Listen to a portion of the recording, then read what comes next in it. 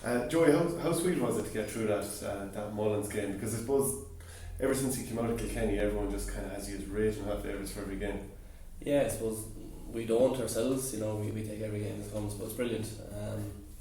It's special to win a Leinster final, whether you're with the county or your club. I think it's extra special with the club because these are the lads you grew up with. And we're very realistic in regards that you don't get to do this every year. This doesn't come around too often. And we're just, we're going to win back to back is just crazy for us. So we were just delighted because it's been a long old year, but when you're winning it doesn't seem as long, so to finish it off that way was really, really special.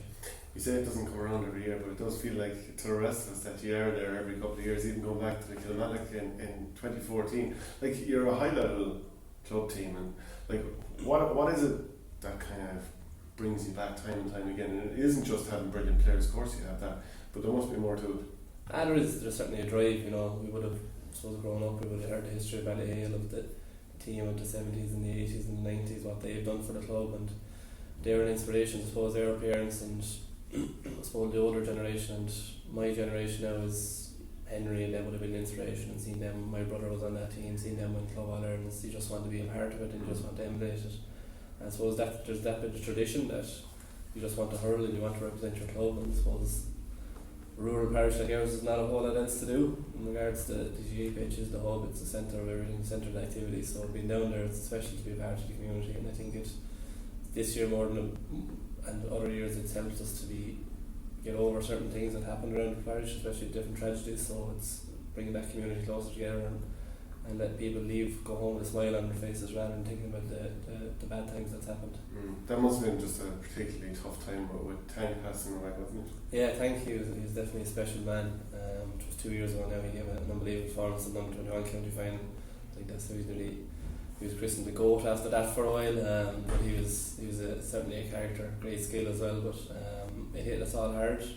And I suppose there's no right way or wrong way to deal with it. We just stuck together, and I suppose the Clara game was supposed to be that weekend, it was cancelled to the following weekend, and I think that's something that stands out for everybody. As when we won that game, we were under serious pressure. Clara, our team, were under serious pressure, and when we won that game, to see the family just clap us off the field was a special moment. I think the stand-up moment for most of the players during the year. That was really, really special. No matter what we done after that, we knew we brought a little bit of comfort, and we just wanted to keep bringing extra comfort to that family, especially this time of year, because it's tough on them, and I suppose it brings up old memories, old wounds as well, with Owen Dial, Martin Duggan and Sean Malone as well. They're lads that we'll never forget, but we just want to remember them in the right way. Is it a thing where you need to have sort of a collective meeting? Obviously he passes away, it's so tragic, that you need to sit down with each other and have a chat about how, and obviously I'd never conflate real life tragedy with hurling, which is only a game, but you need to sit down and who would be speaking to try and say, look lads, we might as well do something positive here. Yeah, we didn't really know what to do. I suppose we were just texting different lads, seeing if they're alright and that sort of thing, and then I suppose Henry said we'd all meet down the field. We just had tea and sandwiches, just had a chat, and we had met in the dressing room, had a little chat. Henry told a little story about Eugene, and then nobody left. We just stayed there outside the pitch talking for another 20 minutes, and then lads gradually went off home. So there was no real talk about hurling, it was just general chat, because we're all friends, we've been together a while now, so we're all friends, and nobody knew what to do really, so it was just getting together and just talking about it, and I suppose talking about some of the memories. There's plenty of memories that he left behind, and most of them are good crack and they're funny, so talking about them and discussing them was nice. It must, for Henry to step up and become a manager straight away, and obviously all the success he's had right away, but to do it in your own parish, it's hard to be a hero in your own land type thing.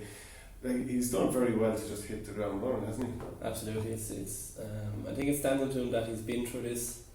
He knows what players feel, he knows what challenges players have. So I see some people, they're maybe almost being too strict on county players or club players. They don't really know how to manage the load that players, especially with the new system, everything is brand new, the club scene is brand new almost, so it's difficult to manage. So I think he's took that on board very well, and one thing he just hit the nail on the head at the right time, and I think it's very important as club players. It's not dragged out getting to the point, he just hits the point on the head, or the nail on the head, and that hits home with a lot of players, and the message is simple, it's effective, and just go out and do them what you're told. Because it's not that long that he was playing with and against the vast majority of the players on the team. So he probably knows what your strengths are. I'm sure he'd no weaknesses, but if there were any, he'd know.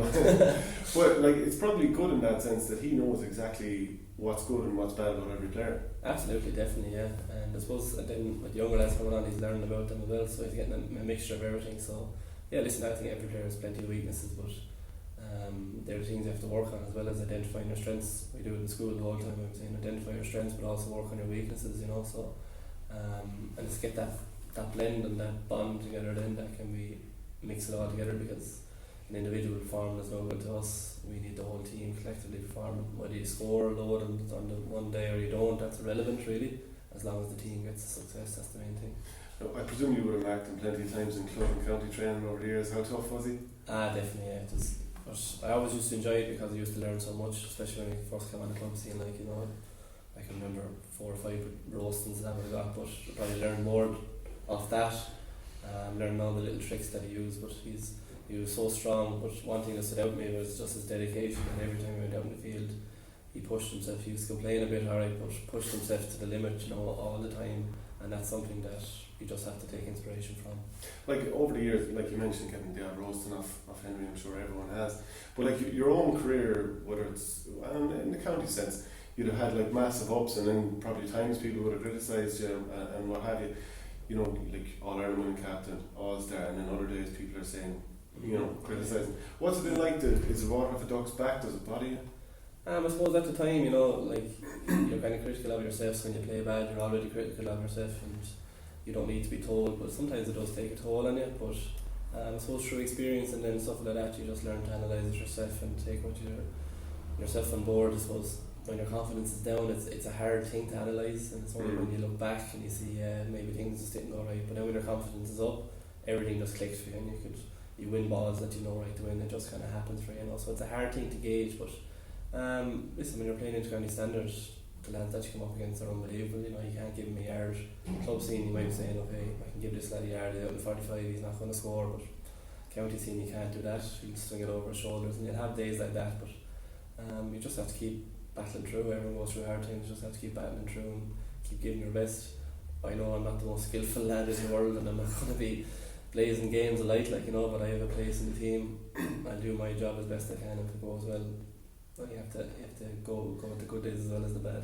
I thought you had a very good season last year, by the way. But like 2016, people would have said, you know, Callan scored a nice bit. But I would have thought the ball going in there, like, I don't care how many times you watch back and analyse it, the ball going in and the lack of support around you, I would have felt that any criticism you got there was unbelievably harsh. Yeah, it was one of the days. Listen, I didn't play well that day. I'll be the first to admit that. Jamie was flying that day. So, listen, you have to accept these things. There's no point over-analysing. I don't think we played well as a team that day. We had a lot to work on that day, so that's the way it is. It's too late to change it now. You can criticise myself all I want, but you have to learn from these days too. Everything's not going to be rosy in the park. You have to learn from the bad days as well as the good days. Unfortunately, there is bad days, and we know that too well, but what can you do? You have to live and learn and get on with it. So you're the most recent man to lift the All-Ireland for Kilkenny. After, like, as it was coming up to the final this year and you beat Cork very good, especially down the stretch, you did what you did to Limerick, who looked like unstoppable at that stage. You must have thought coming into that final you're in the right good spot. Yeah, definitely, yeah. You always have to back yourself going into these games, you know. I think the MacArthur Championship is unbelievably competitive.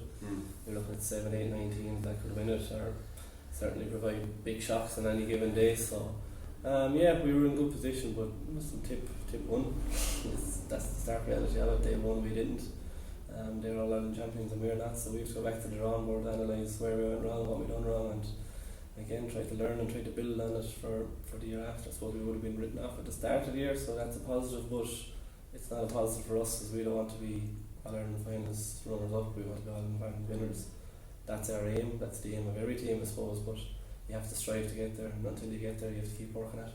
I'm sure you probably haven't really been in with the Kilkenny heading into the new season, but DJ and Martin Comfort, there's interesting additions anyway. Absolutely, yeah, interesting. No, we haven't been in there much now, so they are back to their own little bit, but we haven't been in there much. It's been 20 folks in Ballyhale, but certainly, yeah, there'll be new voices and new ideas, and so it'll be very interesting once we get back. They've bundles of experience of playing, and DJ's experience managing. I know Martin Comfort, he manager, so he's a selector to All Auckland's team that bet us at the weekend and then 21. So they'll have good experience there, and to be very interesting to see their ideas when we get back.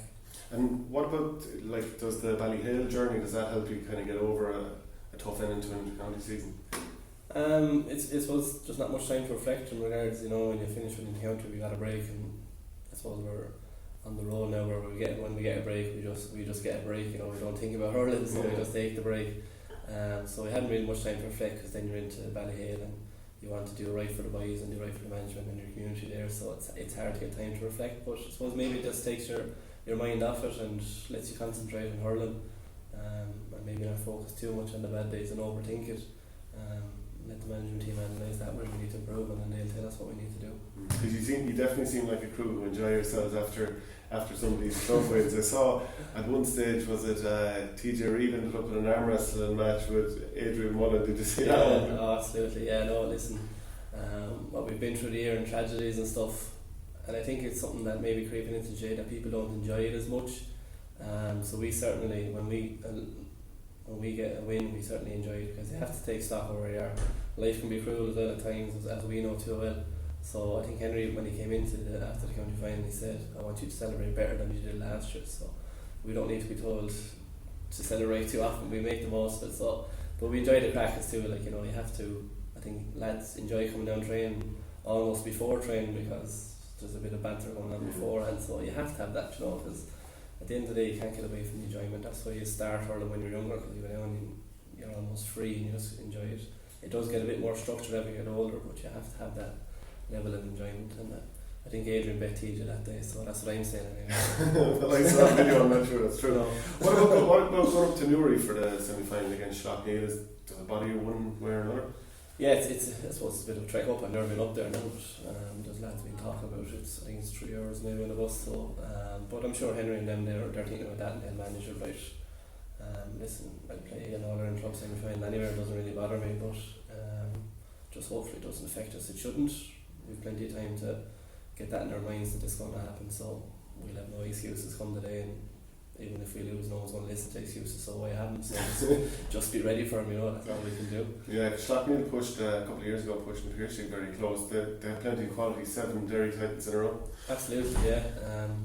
7 Derry titles and 3 out of the last 4 Ulster, so I suppose they've kind of ticked the box in Ulster, and they're looking for the next big thing now, which is get the Club All-Ireland final and see can they progress from there. So I've no doubt maybe their celebrations wouldn't mean as manic as other years in an Ulster final, so they're solely focused on this.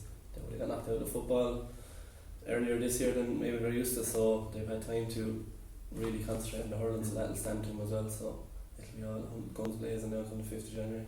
The final one then, we've spoken about Henry a small bit and his management style, and not trying to push Cody out the door now or anything, but is he the sort of guy who he is suited to stepping up to the inter-county level, whenever that becomes available?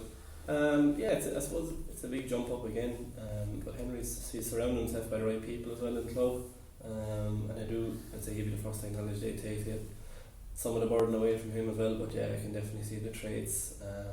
I would say for an inter-county manager, I can definitely see the traits, whether it's Kilkenny or another team, who knows how that's going to pan out, but I can definitely see the traits are there for making a good inter-county manager, certainly. But of course, Michael Fennelly going in with Offaly, is that something you saw from him in terms of leadership qualities, that he would have been an obvious candidate? I was surprised by it, basically surprised by it because he was trained by Mick and there was nothing of it, it was only when the news broke, it kind of came out then. But Mick is certainly a leader for us. When he speaks, you listen, but he's been a man mountain for Ballyhale and for Kilkenny, so he's done it all, and he's always been into coaching and that sort of thing, strength and conditioning. He'll often just do programs for us in the club and that, so he's very knowledgeable in each area. He's a lecturer as well, so he has to be knowledgeable. I didn't think maybe the step up would have come soon for him, but the opportunity arose and he's certainly taken to it so far, so he seems to be enjoying it, and hopefully wish him every success with it as well. Best of luck in the semi-final. Thanks very much.